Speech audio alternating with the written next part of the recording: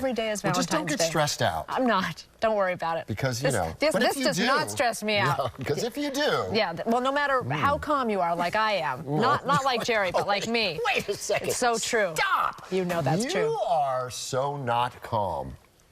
What? Yes.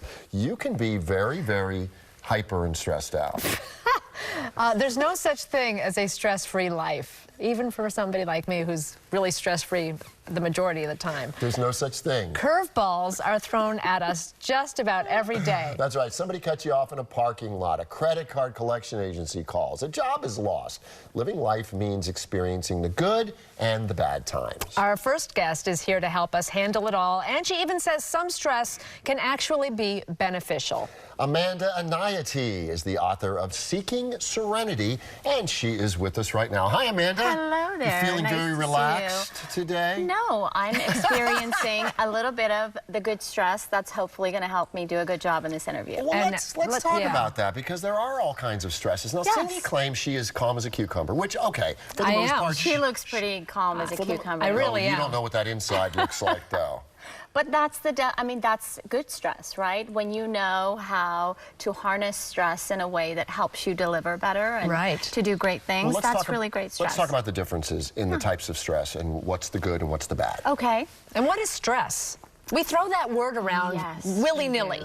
Yes, we do, and we have really interesting definitions that don't necessarily serve us. Right. So stress, in a broad sense, is anything that knocks you out of balance. It can be a car honking, it can be somebody honking at you, it can be you going in about to take a test, it can be someone leaning in for a kiss. So anything that knocks you out of balance is a stressor. Now, our cultural definition right now would paint all of that in a way that is bad. Right. And that's a problem, because when you think that you are stressed out and that it's affecting you in a negative way, then it actually is affecting you in a negative way. Right. If you learn how to look at it across the spectrum, then that's something that can serve you. It's all about perspective, isn't it? Just like you, yes, absolutely. Yeah. So you're saying that when something that is a stress or kind of comes at you, Yes. it's all in how you process it and react to it? Yeah. So how do we react to it in a way that's beneficial then? Well, human beings are storytelling animals. We really process everything through story, through cultural stories, through family stories. I think one of the most important things that you can do, A, is figure out what your triggers are in the everyday, and then figure out what stories those triggers are connected to. Because you can be triggered and think that something is dangerous and a threat to you, but in reality, it might not be, or it might be.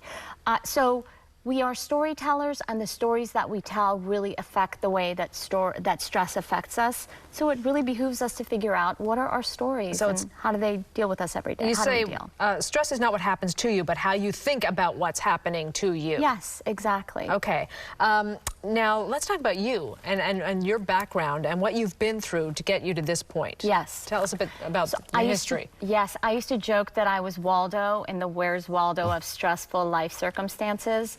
I grew up in the Middle East. I had to flee my country when I was a little girl because we were the wrong religion.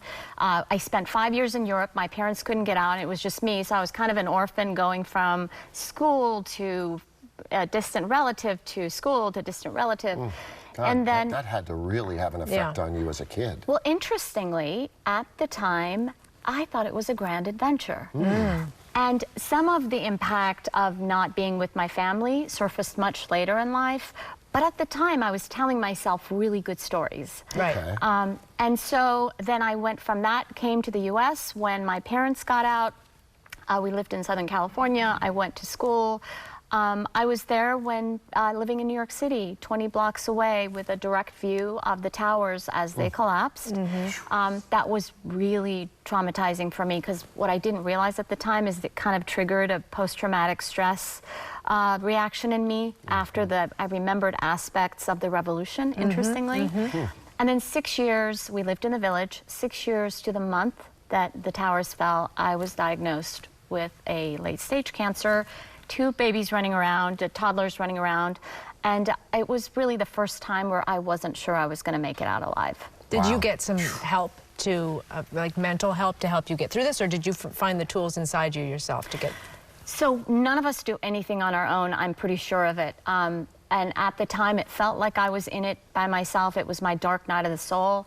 I remember, you know, I'd been a lawyer, so what was I doing? I was researching because I was given these really dismal numbers and thought that I wouldn't survive.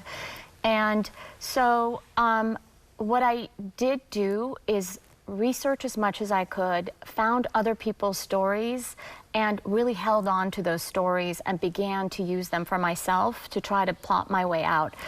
I didn't think I was going to make it because, you know, it was so late stage. The tumor was giant. It had spread.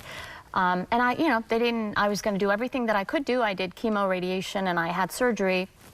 But besides that, I tried to find really incredible healing stories of recovery that other people had had and use those to propel myself to a better place. As a cancer survivor myself, I totally understand what you're saying. Yeah. And when you got to the other side of your cancer is when you started writing about stress. So that led you to your life's work. Yes, and that's what's crazy, right?